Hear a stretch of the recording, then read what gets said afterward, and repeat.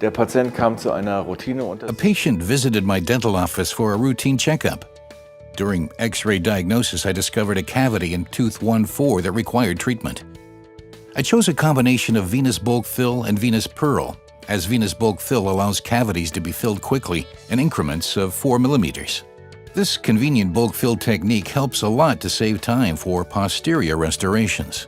The original filling was removed using a round diamond tool with a plated grinding face, and I verified whether all residual composite had been removed.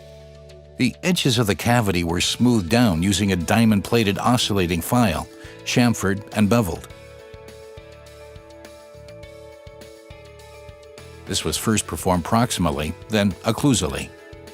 The cavity was excavated using a round plastic burr in order not to damage the pulp. I placed the rubber dam so that the tooth stayed dry and secured the acrylic matrix band between the teeth using wedges.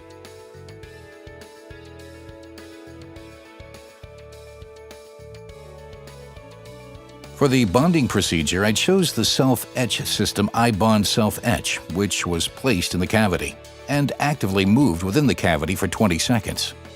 Air was then blown onto the adhesive in a fanning movement, beginning in the proximal area and moving towards the center, and starting with a gentle current of air that becomes stronger towards the end. This was continued until the adhesive no longer moved and a nice glossy surface was achieved.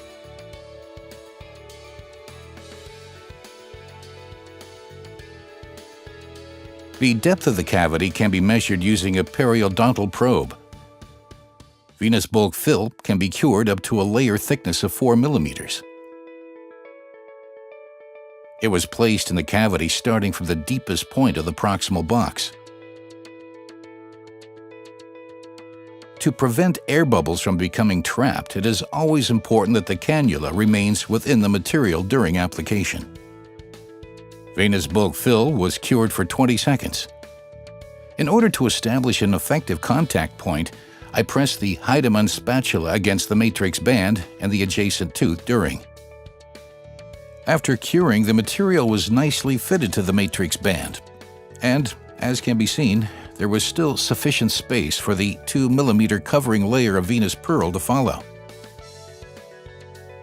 The 2 layers of venous pearl A3 that followed reconstructed the occlusal surface as well as the other morphology of the tooth.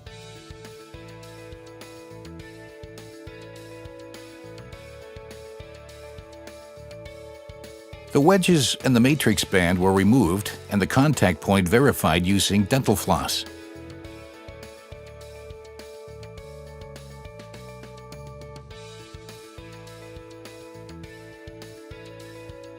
A lens-shaped diamond tool was used to finish the transition areas of the filling and verify the occlusion.